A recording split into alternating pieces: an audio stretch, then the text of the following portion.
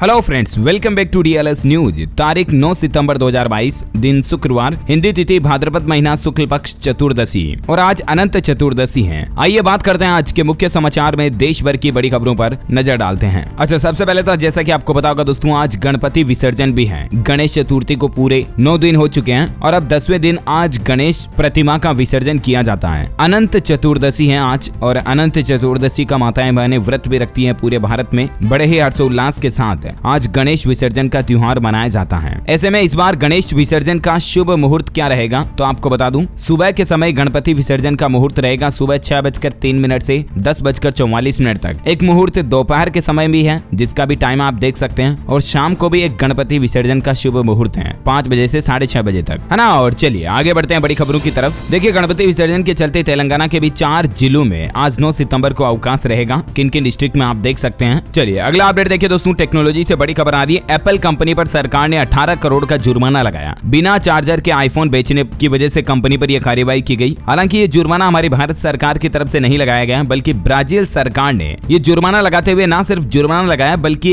पूरे आईफोन की बिक्री को ही ब्राजील में बंद करने का फैसला किया। सरकार का कहना है कि अगर हमारे देश में फोन बेचना है तो चार्जर समेत बेचो, वरना बेचना ही नहीं है। वैसे आपको क्या लगता है, ये फैसला सही है? ऐसा भारत में भी होना चाहिए या नहीं? कमेंट करके बताइएगा। अच्छा भाई, देखिए इलेक्ट्रिक व्हीकल चार्जिंग स्टेशन बनाने में दिल्ली और महाराष्ट्र राज्य सबसे आगे हैं और आने वाले समय में भी इलेक्ट्रिक व्हीकल की संख्या बढ़ने वाली है। पीएम किसान स्कीम पर बड़ी खबर आ रही है। 21 लाख किसानों का नाम पीएम किसान सम्मान निधि योजना से काट दिया गया और उन किसानों से अब वापस रुपए वसूले भी जाएंगे। वजह क्या है कि वो पात्र किसान नहीं है, यानी कि वो जो ऐसे किसान जो किसान सम्मान निधि योजना की एलिजिबिलिटी क्राइटेरिया को पूरा नहीं करते हैं। आपको पता होगा इस योजना के तहत सरकार 2-2 हजार रुपए की 3 किस्तें साल भर में 6,000 रुपए किसानों के खातों में सीधा जमा करती है ना। तो बहुत सारे अपात्र किसान भाई लोग जो आर्थिक रूप से संपन्न हैं वो भी इस योजना का फायदा ले रहे हैं। तो इस पर सरकार का कहना है कि 21 लाख किसानों का तो नाम इससे काट दिया और उनसे बाकी रकम वापस भी वसूली जाएगी, है ना। और वहीं देखिए बड़ी खबर, त्वचा पर गांठ बनने की बीमारी से 57,000 से भी ज्यादा मवेशियों की गायों की हमारे देश में मौत हो गई और अब केंद्र सरकार ने राज्यों से कहा कि टीकाकरण को तेज करें। दरअसल आपको पता होगा दोस्तों, पिछले कुछ समय से हमारे देश में लंपी स्किन बीमारी जो लंपी वायरस के जरिए फैल रही है, इसकी वजह से 57,000 से भी ज्यादा गाय मवेशियों की जो देश में मौत हो चुकी है। और हालांकि इसका टीका भी आ चुका है और केंद्र सरकार ने अब सभी राज्य सरकारों को कहा कि इसका टीकाकरण तेज किया जाए। सबसे ज्यादा जो इस वायरस से प्रभावित राज्य हैं उनमें राजस्थान, गुजरात, पंजाब, हरियाणा और उत्तर प्रदेश हैं। यहाँ तक कि दोस्तों हिमाचल प्रदेश सरकार ने तो केंद्रीय गृह मंत्रालय को ये पत्र भी लिखा कि इस लंपी बीमारी को महामारी घोषित करे केंद्र सरकार, क्योंकि हिमाचल में अब तक इस बीमारी से 2,500 पशुओं की मौत हो चुकी है, जबकि 55,000 से ज्यादा संक्रमित हैं। इस बीमारी में पशुओं की त्वचा पर फफोले नुमा घाटे पड़ जाते हैं और उसके बाद धीरे धीरे पशु की मौत हो जाती है ना। और वहीं देखिए बड़ी खबर, वित्त मंत्रालय 10 अक्टूबर से शुरू करेगा वार्षिक बजट पर काम। लोकसभा चुनाव से पहले मोदी सरकार का होगा आखिरी पूर्णकालिक बजट, यानी कि आगामी बजट 2023-24 पर काम 10 अक्टूबर से ही शुरू हो जाएगा। अच्छा, भारत की रक्षा के क्षेत्र में एक अच्छी खबर आ रही है। अब दुश्मनों का सामना करने के लिए डीआरडीओ ने एक और घातक मिसाइल का सफल परीक्षण किया है। QRSAM इस मिसाइल का नाम है। उड़ीसा राज्य में इसका सफल परीक्षण किया गया। Quick reaction surface to air missile की टेस्टिंग सक्सेसफुल रही है और इस मिसाइल की खासियत है कि दुश्मनों की तरफ से आने वाली मिसाइलों को ये डिफेक्ट करेगी, नष्ट कर देगी। मिसाइल की रेंज 3 से 30 किलोमीटर तक के दायरे में है और ये भारत के डिफेंस के क्षेत्र में बहुत ही अच्छी बात है। अच्छा वही देखिए दोस्तों, यूट्यूबर भुवन भाम की नई वेब सीरीज ताजा खबर का फर्स्ट लुक सामने आया। OTT प्लेटफॉर्म पर डेब्यू करने जा रहे हैं। बीबी के वाइन्स नाम से यूट्यूब चैनल इनका, बहुत अच्छी तरह से इनको सभी भारतीय जानते हैं और ये वेब सीरीज के प्रोड्यूसर भी खुद ही हैं। अच्छा वही टेक्नोलॉजी से एक और अच्छी खबर आ रही है। गूगल मैप के जरिए अब आपके पैसे भी बचेंगे, क्योंकि मैप में अब आपको एक नया फीचर मिलेगा जो आपको ये बताएगा कि किस रूट पर आपका पेट्रोल डीजल कम खर्च होगा, आपका वाहन का फ्यूल कम खर्च होगा, किस रूट पर, वो रूट भी आपको सजेशन करेगा। यानी कि मैप में अब आपको ये ऑप्शन चॉइस करने का फीचर मिलेगा जिसमें आप ये डाल सकोगे कि आप कार से जा रहे हो, बाइक से जा रहे हो, आपकी कार पेट्रोल है या डीजल है। उसके बाद आपको गूगल मैप सजेस्ट करेगा कि आप इस रास्ते से जाइए, आपका पेट्रोल डीजल कम खर्च होगा, है ना। और वहीं देखिए राशन कार्ड धारकों के लिए अच्छी खबर है। सितंबर में भी फ्री में मिलेगा गेहूं चावल। दरअसल जो कोरोना काल के दौरान प्रधानमंत्री गरीब कल्याण अन्न योजना शुरू की थी ना सरकार ने, उसकी अंतिम तारीख को 30 सितंबर तक बढ़ा दिया गया। यानी कि इस महीने सितंबर में आपको फ्री राशन मिलेगा और हो सकता है कि आगे भी बढ़ा दे इस योजना को। तो जो भी अपडेट आएगा मैं आपको बता दूंगा। वहीं देखिए उत्तर प्रदेश के बाद अब मध्य प्रदेश में भी मदरसों का सर्वे करवाया जाएगा। मंत्री बोली कि गैर कानूनी जो मदरसे मिलेंगे उन पर सख्त कार्रवाई की जाएगी। अच्छा वहीं किसान भाई लोगों के लिए एक बहुत ही अच्छी खबर आ रही है। किसानों से समर्थन मूल्य पर अब 40 क्विंटल तक मूंग खरीदेगी सरकार। इसको लेकर आदेश भी जारी हो चुका है। पहले किसान भाई लोगों के लिए अधिकतम मूंग खरीद की लिमिट जो थी 25 क्विंटल थी प्रति किसान, लेकिन इसको भारत सरकार ने बढ़ा दिया और अब 40 क्विंटल मूंग जो खरीदी के आदेश जारी हो चुके हैं। अच्छा हमें देखिए दोस्तों, व्हीकल बिक्री पर डेटा आ रहा है कि अगस्त में गाड़ियों की रिटेल बिक्री 8.31% बढ़ी।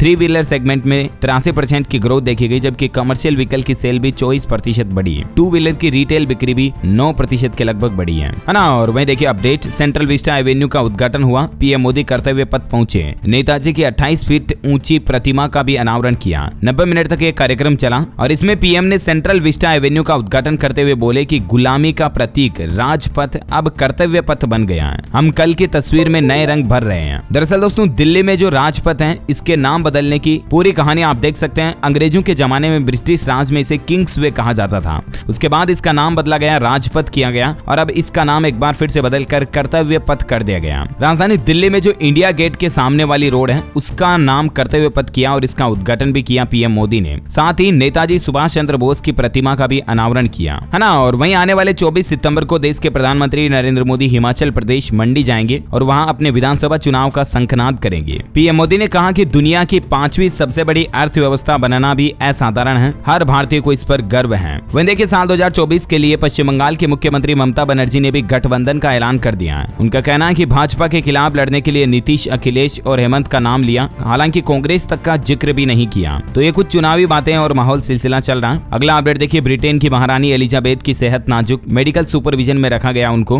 बालमोरल कासल पहुंचने लगा शाही परिवार। कर्नाटक के मंत्री उमेश कट्टी का हार्ट अटैक से निधन हो गया। मुख्यमंत्री मुंबई ने भी शोक जताया। ईश्वर इनकी आत्मा को शांति प्रदान करे, हमारी भी यही प्रार्थना है। अच्छा, रोड एक्सीडेंट पर देखिए खबर दोस्तों की भारत की तुलना में जापान में सड़क हादसे बेहद कम है। देखिए आंकड़ा, पिछले साल भर में जापान में सड़क हादसों में यानी कि रोड एक्सीडेंट में महज 3000 मौतें हुई, जबकि भारत में 1.5 लाख से भी ज्यादा लोगों की जान गई। और इसके पीछे एक बड़ी वजह यह भी है कि जापान ने ट्रेनों में टेक्नोलॉजी इतनी ज्यादा बढ़ा रखी है और ट्रेनों का जाल इस तरह से बिछा रखा कि सड़कों पर वाहन ही घट गए। जापान में 61% लोगों के पास कारें हैं, जबकि भारत में सिर्फ 8% परिवारों के पास कारें हैं। उसके बावजूद देखिए आप एक्सीडेंटल रेशियो कितना कम है। अच्छा, वहीं देखिए अगली बड़ी खबर, अब नहीं दे सकेंगे कार में सीट बेल्ट अलार्म को चकमा। सरकार ने अमेजोन से कहा कि ऐसे प्रोडक्ट बेचना बंद करें। अमेजोन जो कि ऑनलाइन ई कॉमर्स कंपनी है, उसको सरकार ने सख्त आदेश जारी करते हुए कहा कि जो कारों में सीट बेल्ट अलार्म को बंद करने वाले उपकरण आते हैं ना, उनको नहीं बेचना है। हाल ही में आपको बताओगा टाटा के पूर्व चेयरमैन साइरस मिस्त्री की एक सड़क हादसे में मौत हो जाती है। उसके बाद सरकार ने कई सारे सख्त नए नियम लागू कर दिए हैं। जैसे कि मैंने आपको कल ही बताया, कार में पीछे बैठने वाले लोगों को भी अब सीट बेल्ट लगाना जरूरी होगा, वरना आपको जुर्माना देना पड़ेगा। और जब तक आप सीट बेल्ट नहीं लगाओगे, अलार्म भी बजता रहेगा। हालांकि ऐसे कई सारे डिवाइसेज आते थे जिनको सीट बेल्ट पे लगाने के बाद अलार्म बजना बंद हो जाता था, लेकिन वो डिवाइस भी अब आपको नहीं मिलेंगे। सरकार ने अमेजोन को ये भी आदेश जारी कर दिया,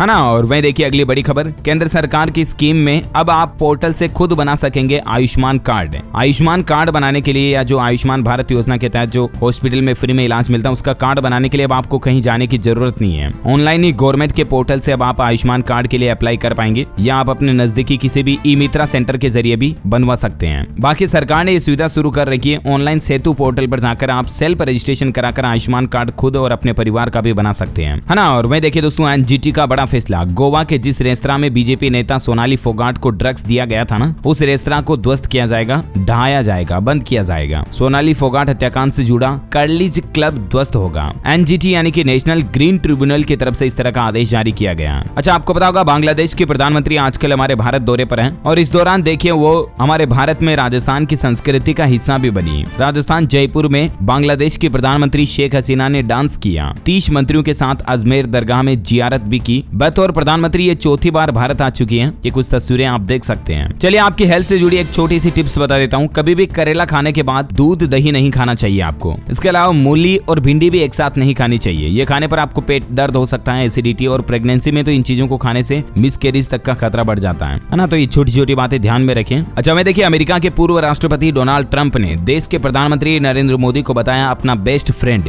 यूएस के पूर्व प्रेसिडेंट बोले कि मेरे कार्यकाल में भारत अमेरिका के रिलेशन सबसे ज्यादा मजबूत हुए। अच्छा, मध्य प्रदेश सरकार ने लोगों को बड़ी खुशखबरी दी है। लाडली लक्ष्मी योजना की राशि को बढ़ा दिया। अब आपकी बेटी को 1,43,000 रुपए मिलेंगे। पहले मिलने वाली राशि में 25,000 रुपए की बढ़ोतरी कर दी है। मध्य प्रदेश सरकार द्वारा लाडली लक्ष्मी योजना चलाई जाती है। इस योजना का लाभ राज्य की उन बेटियों को मिलता है जिनके माता पिता मध्य प्रदेश के मूल निवासी हैं और इनकम टैक्स वगैरह नहीं देते हैं। तो ऐसे माता पिता के जब बेटी का जन्म होता ना, तो जन्म के पंजीकरण के समय से लगातार 5 सालों तक 6,000 रुपए मध्य प्रदेश लाडली लक्ष्मी योजना निधि में जमा किया जाता है। और फिर अलग अलग टाइम पीरियड के अकॉर्डिंग 6ठी क्लास में, 11वीं क्लास में, 12वीं क्लास में जब लड़की पढ़ती है ना, और जब शादी होती है तो उसके अनुसार पैसे मिलते हैं। देख सकते हैं ज्यादा जानकारी आप। इसके अलावा मध्य प्रदेश सरकार ने हाल ही हाल में एक और फैसला ये भी लिया था कि लड़कियों को कॉलेज में प्रवेश करते ही 12,000 रुपए मिलेंगे और सरकारी कर्मचारियों पर तबादलों पर लगी रोक को भी हटा दिया। अच्छा, उत्तराखंड सरकार ने भी खिलाड़ियों के लिए एक अच्छा फैसला लिया। देखिए आप, उत्तराखंड में खेल पुरस्कारों की धनराशि को भी बढ़ा दिया। उत्तराखंड खेल विभाग की ओर से राष्ट्रीय और अंतर्राष्ट्रीय खेलों में पदक विजेता राज्य के खिलाड़ियों व प्रशिक्षकों के पुरस्कारों की धनराशि को बढ़ा दिया। खेल पुरस्कारों की धनराशि में 30 से लेकर 100% तक की बढ़ोतरी की गई है और नए आदेश के मुताबिक ओलंपिक में स्वर्ण पदक जीतने पर अब पुरस्कार के रूप में 2 करोड़ रुपए और ओलंपिक में प्रतिभाग करने पर 50 लाख रुपए की धनराशि दी जाएगी। और वे अलग अलग मिलने वाली धनराशि की राशि डिटेल आप इस टेबल में देख सकते हैं, पहले कितनी मिलती थी और अब इसको बढ़ा दिया। अच्छा, खेलों की बात हो रही है तो खेल समाचार पर कुछ और अपडेट देखिए आप। साल 2023 वर्ल्ड कप हॉकी के लिए शेड्यूल जारी हो चुका है। ग्रुप डी में भारत के साथ इंग्लैंड, स्पेन और वेल्स 13 जनवरी से लेकर 29 जनवरी के बीच खेले जाएगा खेल। और इस शेड्यूल के बाद आईसीसी ने भी वार्म अप शेड्यूल जारी कर दिया। T20 वर्ल्ड कप में भारत ऑस्ट्रेलिया और न्यूजीलैंड से भिड़ेगा। 10 अक्टूबर से शुरू होंगे मुकाबले। अच्छा, कल जो इंडिया वर्सेस अफगानिस्तान के बीच एशिया कप क्रिकेट मैच हुआ उसमें भी भारत की जीत हुई है। विराट से हारा अफगानिस्तान। 3 साल बाद कोहली का शतक भी देखने को मिला। 122 रन की पारी खेली। अफगान टीम 111 रन ही बना सकी और इस तरह से भारत ने अपने आखिरी सुपर 4 मुकाबले में अफगानिस्तान को एक तरफा अंदाज में 101 रन से हरा दिया। और इसी बात पर टीम इंडिया के लिए एक लाइक तो बनता है दोस्तों, फटाफट से लाइक कर दीजिए। और खबरों में आगे बढ़े इससे पहले आज के मौसम समाचार पर नजर डाल लेते हैं। देखिए, मौसम विभाग का कहना है कि 12 राज्यों में अगले 4 दिनों तक बारिश और बिजली गिरने की चेतावनी है। बंगलुरु में भी बाढ़ जैसे हालात, भारी बारिश का रेड अलर्ट। आईएमडी ने कहा कि 5 दिनों में बदतर होगी स्थिति।